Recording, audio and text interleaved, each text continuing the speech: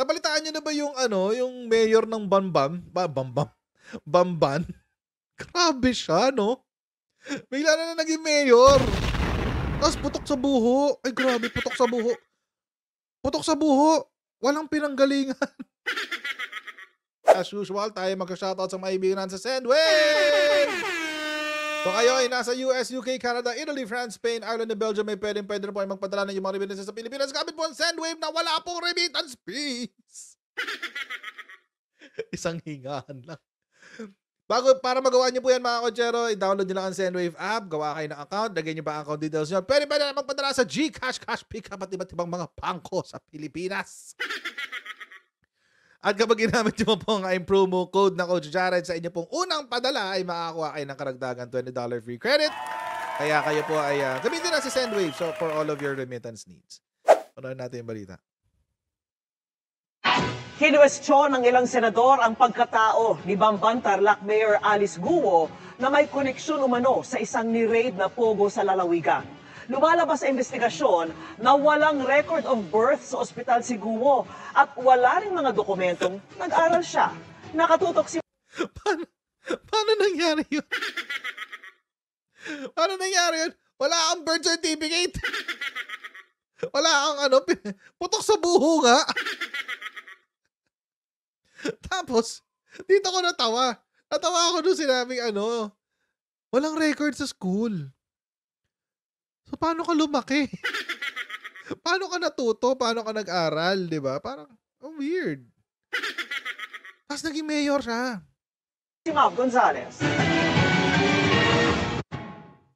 She lied. There were several questions where she lied.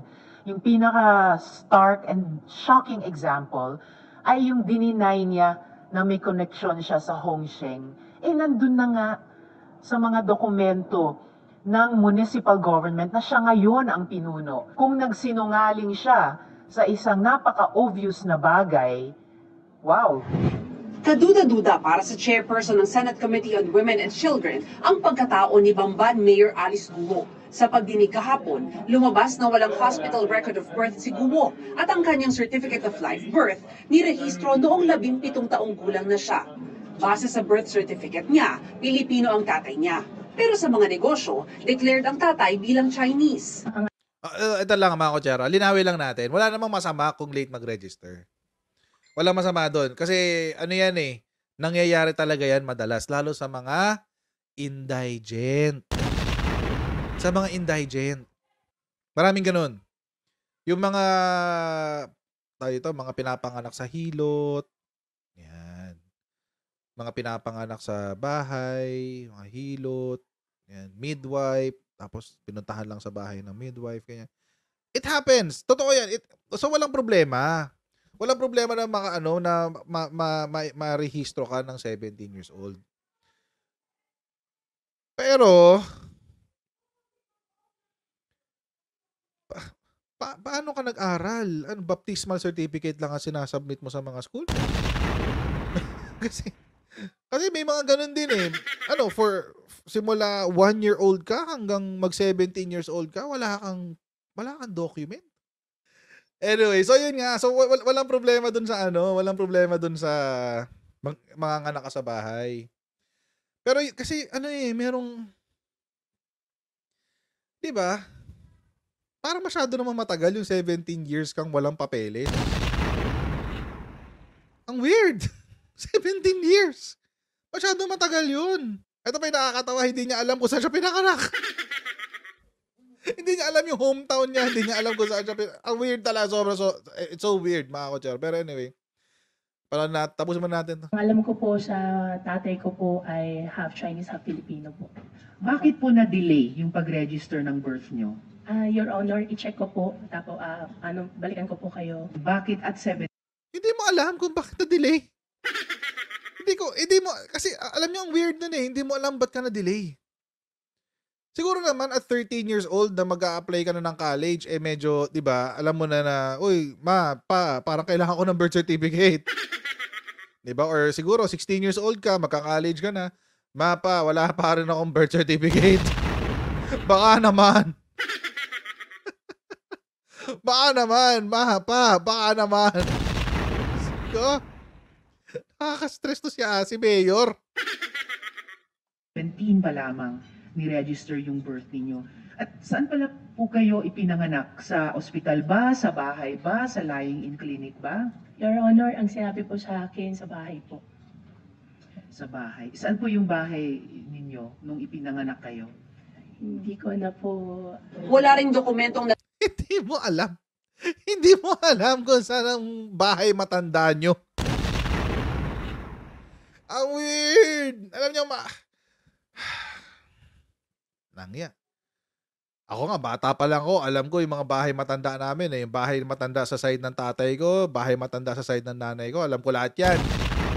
Napupuntahan ko lahat yan. Bata pa ako noon. Hanggang ngayon, alam ko pa. Alam ko kung paano ko puntahan. Commute o drive. Alam ko paano puntahan lahat yun. Yes, lahat. Marami.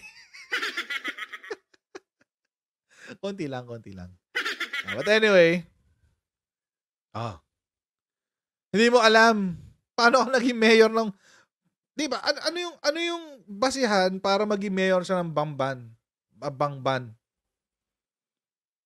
Kasi may residency may residency requirement yan sa Pilipinas. So paano? nag-aral si Guo dahil homeschooled umano siya. Tanong ni Ontiveros, Chinese national ba si Guo? Kung mapatunayan pa yung mga iniimbestiga ngayon ng iba't ibang intel agencies ng ating gobyerno, yung anggulong may surveillance at mayroong hacking activities dyan sa Ayun yung delikado. Pogo Hub sa Bamban, maitatanong, yan ba ay isang matagal nang ipinlano at inilatag na plano gamit ang di umanong kunwaring Filipino identity ni Mayor Alice para magkaroon ng isang foothold pati sa ating political at lumalabas national security sector. Sabi ni Ontiveros, kailangang alamin kung pareho ito sa Pastilla scam kung saan lumabas na nagbayad ang ilang dayuhan para makakuha ng mga Filipino document. Hinihingi na ng komite ang Statement of Assets and Liabilities at Statement of Salin. Contributions and Expenditures ni Guo Sose. para malaman kung saan galing ang kanyang 2022 campaign funds. Tinulungan din po ako ng mga kaibigan, tinulungan din po ako ng previous administration din po. Matagal na po ba kayong may kaya mula sa Tinulungan siya ng previous administration. So PDP siya. PDP. Previous admin So malamang nasa PDP siya. So paano siya tinulungan ng previous admin? panahon ng ama ninyo? Opo. Or self-made po kayo, ma'am? May konting kaya po yung magulang po at nagsikap din po ako, Your Honor. Ayon kay Guo, may mga nakilala rin siyang Chinese national dahil sa negosyong babuyan at hindi dahil sa Pogo. Meron po sila mga restaurants po sa loob na po ng Clark. Binibentahan ko po sila na, supposedly binibentahan ko po sila ng karne po. Supposedly? Doon po kami. Supposedly, binebentahan mo sila ng karne. Hindi ka sure?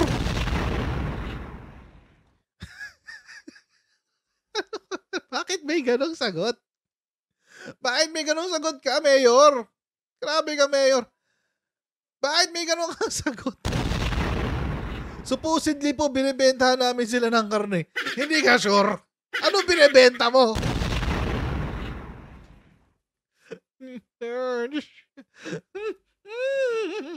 Ng karne yan. Sana hindi tao, di ba? Supposedly, nagbebenta kami ng baboy. Ha? Bakit supposedly? Bakit hindi ka sure? Lang yatang mayor na to. Meron po sila mga restaurants po sa loob na po ng Clark. Binibentahan ko po sila na, supposedly binibentahan ko po sila ng karne po. Supposedly, no? Yun talaga yung sinabi niya, supposedly. Ko po sila na, supposedly binibentahan ko po sila. Ulit ka, para sure ako. Wait. Ulit. Binibentahan ko po sila na, supposedly binibentahan ko po sila Supposedly ng karne nga. po, baboy po. Doon po kami nag-umpisa na magkakilala po. And then itong mga tinitignan ko itong mga incorporators, 3 out of the 5 are Chinese. Opo. Marunong ba sila mag-Tagalog? Konti po. Marunong ka mag-Chinese? Kaunti din po. May impormasyon na fluent daw kayo sa Mandarin. Hindi lang konting marunong. Tama po ba? Marunong po ako sa Mandarin po, Your Honor. Mali kasi yung tanong ni Gatchalian eh. Dapat ang tanong niya, marunong ka ba mag-Hokkien? Marunong ka ba Kasi maraming dialect eh. Pag sinabi mong marunong ka mag-Chinese, isasagot talaga sa'yo, konti lang po. Kasi hindi ka naman nag-specify kung anong klaseng language or dialect sa China. Kaso nga lang, pero syempre dahil, di ba, Mandarin is the most commonly used or Mandarin is the commonly used dialect ng China eh. That's the business language of China, Mandarin. So, parang dapat ang sagot doon, hindi po ako fluent sa iba, pero fluent po ako sa Mandarin. Saan po kayo natuto? Natuto ko po sa tatay ko po. Sa tatay nyo? Opo, at saka sa mga nakakausap po. Tsaka self-study na rin po. Planong magpatawag ng ilang taga-Bamban para luminaw ang pagkatao ni Guo. Si Mayor Alice ba at ang mga tulad niyang may mga mahiwagang nakaraan ay mga asset na pinapasok ng China sa ating gobyerno para magkaroon sila ng mabigat na impluensya sa politika sa Pilipinas? Marami ng ibang kasong ganyan sa ibang bansa. Sinubukan namin kunin ang panig ni Guo pero hindi raw muna magbibigay ng pahayag ang kanyang opisina. Samantala, kahapon tinalaki rin ng komite ang 4 na Chinese nationals na inaresto sa Thailand dahil gumamit ng Philippine passport. Nagkataon lang po kasi na na-xerox nung hotel staff yung kanilang passports. At Hindi nagkataon yun. nagtaka daw yung Pilipino na nandun. So kinausap niya ng Pilipino, which is hindi naman makasagot ng Filipino. Nang inspeksyonin ang kwarto nila, nakakuha pa ng peking birth certificates at postal ID na may Pilipinong pangalan. Maalas itong 5 to. 4 pala. Ang nakaharap nila sa front desk, Pinoy. Ang Pilipino, kahit sa madaling bansa yan, pag nakakita ng kapwa Pilipino yan, uy, kabayan! Baka ginanon ni front desk, itong 4 na to, kaya nalaman peke. Tinanong ni front desk na Pinoy, uy, kabayan, taga-saan kayo sa Pilipinas? Ganon. Tapos nakatitig lang sa kanya yung 4. Hindi siya naintindihan. Di ba? Saka tinan niyo yung passport. Oh. Republic of the Philippines talaga. Paano sila nakakuha ng passport?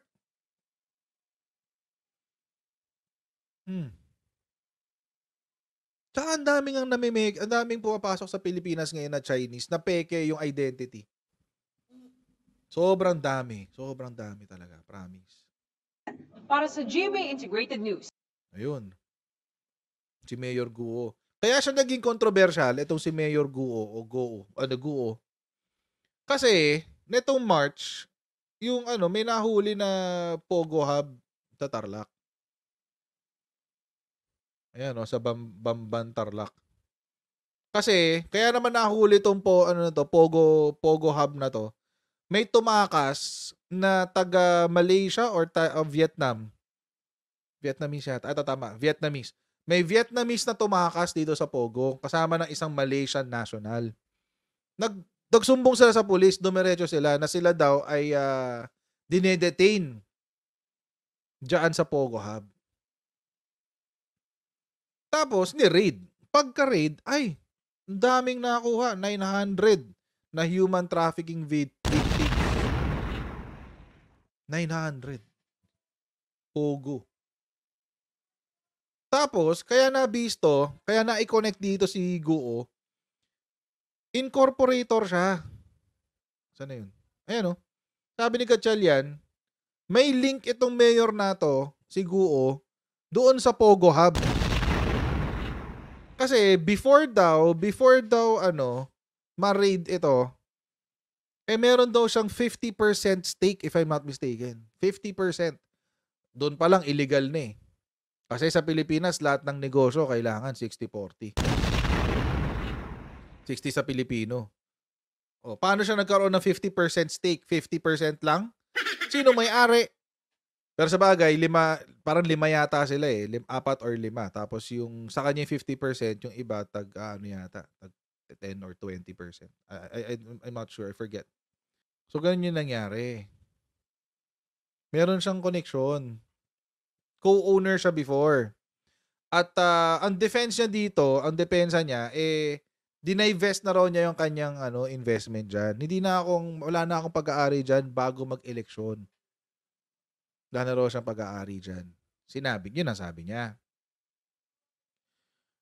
Ngayon, mga kotsero, etong same na Pogo Hub na to, natuklasan na sila rin ang naghahack sa mga government websites. Hontiveros said she was disturbed after receiving information from the intelligence community that the Pogo Hub is also being used for surveillance activities. She said the hacking of state agency websites was also traceable to the complex. Yung sinabi niya. Are Pogos now being used to spy on us? Ginigisa na ba tayo sa sarili nating mantika? Yun. Yun yung dyan. Kaya naging controversial itong property na to. Tignan nyo, tindi nitong Pogo Hub na to. Ang galing. 7.9 hectares ang property. Laki, no? 7.9 hectares. Imagine, village. Isang buong village, guys. Tapos, marami doon luxury vehicles, maraming mga vaults na may mga cash, etc. etc. Tapos, may nakita silang yung mga villa na ang halaga ng mga villa ay 40 million each. So, malalaking bahay itong mga to. Siguro mga 200, 300 mga 300 to 400 square meters na property to. Laki yan. 40 million. Laking bahay niyan. May wine cellar, state-of-the-art kitchen and toilets, and underground bunker and tunnels. Imagine, para saan yung bunker? Bakit meron kang panic room? Ba't meron kang panic room? Hindi. May panic room si Pogo Hub. Sa bagay, pag nga naman may tatago ka na pera, na cash, kailangan mo ng panic room. Oo, sa mga nanonood ng Queen of Tears, alam niyo yan. Kailangan mo ng panic room. So, nasabi, Pogo at scams lang ba ang intensyon or is there a larger and more sinister end game, etc., etc.? It does not abate my worries in the least that separate sources in the intelligence community and various executive agencies are sounding the alarm of large tracts of land around EDCA sites being purchased by Chinese nationals with Filipino identity documents. Ang modus di umano ay late registration of birth.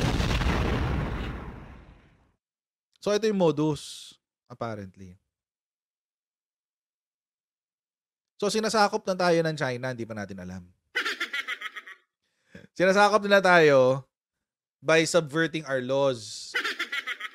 Paano sinasubvert ang ating batas? Alam nyo kasi, mga kotsero, sa Pilipinas, bawal magmay-ari ang foreigner ng any land. Kahit anong land. Kahit ano.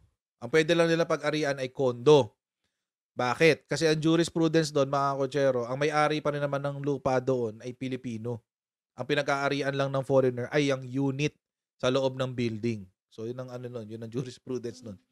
Kaya pwede pa rin pwedeng pag-arian ng foreigners ang kondo. Pero lupa, hindi pwedeng magmay-ari ang foreigners ng lupa. Para makabili ang foreigners ng lupa, itong ginagawa nila. Kapepeke sila ng mga dokumento. At mamimili sila ng lupa. Chinese. May pera eh. May pera. Alam niyo ba, mga kotsero, nung panahon ng sabog na sabog ang Pogo sa Pilipinas? Inimbita ako one time ng misis ko sa sa Alveo. Kasi nag-work siya sa Alveo at one point. In-invite niya ako sa Alveo. Tapos nung nagpunta ako doon, magbubukas kasi ng bagong project. So nagbebenta ng units. Ay, mga kotsero, ang daming Chinese. Siguro sa lahat, karamihan ng mga inimbita doon, puro Chinese. Tapos, ang bilihan nila, mga kotsero, hindi isang kwarto lang. Hindi isang, hindi studio, hindi. Isang buong floor. Isang buong floor ang bilihan. Isang tao lang ang bibili. How much more kung lupa? Mahal na nga yung kondo eh. Paano pag lupa? Lupa pa sa probinsya. So, sino bang nagpalawak ng pogo sa Pilipinas? Isa lang ang sagot dyan. Nilegalize pa nga niya ang pogo eh. Dapat nga i-repeal na yung batas na yun. Si Digong lang naman nagpasok. Pinilit pa niya sa atin yan. Malinis ang pogo, malinis ang mga yan. Oh, tinake advantage yung pandemic eh. Kasi maalala nyo, nung pandemic lang pumutok ng sobra-sobra ang pogo. Mga 2018, 2019. Malinis yan. Malinis yan. Oh. Sabi, Duterte said, money generated from pogos were directly reverted to PAGCOR. Oh, sabi niya. Yung pera na lang pumapasok na yan, diretso sa PAGCOR yan. Sabi, diretso sa PAGCOR. Eh, paano yung mga hindi nakarehistro? Which is, 60-70% of the pogo operations in the Philippines. During Duterte's time, maraming illegal pogo noon, panahon ni Digong. Ang dami. Napakarami. Naalala nyo yung panahon dati na na ang daming kidnapan? Tapos nagugulat tayo yung mga kinikidnap, hindi Pinoy, puro Chinese. Tapos iniisip natin, ang dami ng kidnapper sa Pilipinas. Ang sasama naman ng mga Pilipino, bakit naman ganun, etc. etc. Pero yun pa lang, kumikidnap dito sa mga Chinese na to, kapwa Chinese din nila. Tapos sabi pa ni Digong, kailangan natin yung pogo kasi wala na tayong pera. Sabi ni Digong.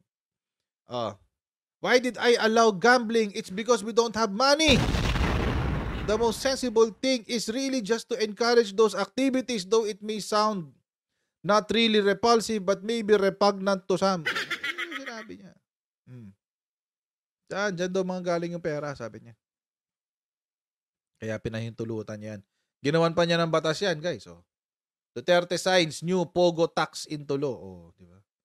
Para maging legal daw, kailangan merong pogo tax para daw maging legal. Ang problema, nagbabayad ba ng income tax? Hindi rin naman, dinadaya rin naman yung income tax nila. But the bigger picture, mga kotsero, is this. Sabi ko nga sa inyo, kahit ang sirang relo ay nagiging tama 2 beses isang araw. Saan ba nanggaling to si Mayor Guo? Anong meron?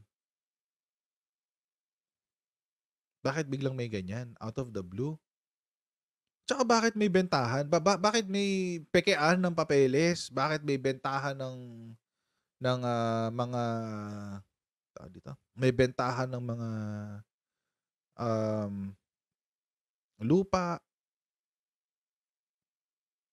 napupunta sa Chinese, nakakakuha ng birth certificate, nakakakuha ng passport kahit walang identity sa Pilipinas. How does that happen? How does that happen? Ano meron sa PSA? Ano nangyayari sa inyo dyan? Sa DFA, ano nangyayari sa inyo dyan? Sa BI, Bureau of Immigration, ano nangyayari sa inyo dyan? Imagine yung nasa Thailand, yung nakakagulat yung nasa Thailand, doon pa nahuli na peke yung pagkatao nila. Sa Thailand.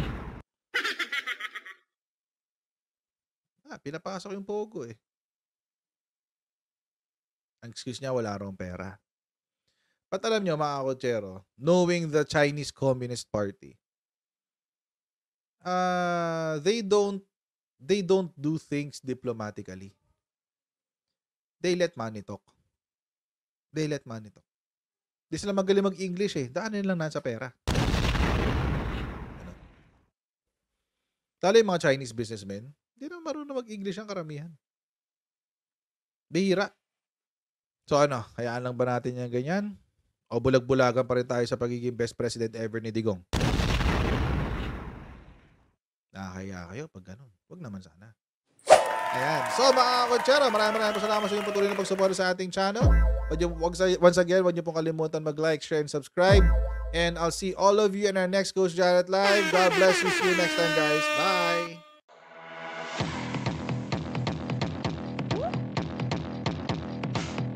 Pag ganun, huwag natin gawing tanga mga Pilipino. Mas maganda kasi nasa lugar ka ng tama kaysa yung pinipilit mo yung pagkakamali.